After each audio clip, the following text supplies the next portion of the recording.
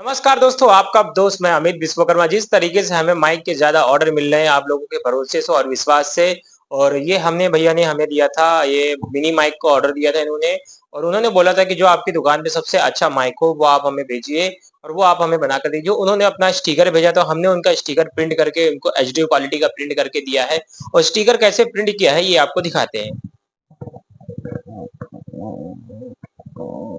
और जो अभी जो प्रेजेंट टाइम में जो माइक की वॉइस क्वालिटी आप सुन रहे हैं, इसी माइक्रोफोन से सुन रहे हैं और बल्कि हम बहुत आराम से बोल रहे हैं, हम तेज भी नहीं बोल रहे हैं ताकि माइक की वॉइस क्वालिटी हमारे कस्टमर को अच्छे से पता चल सके, ताकि उनको ये न लगे कि माइक लोकल क्वालिटी का दिया गया है।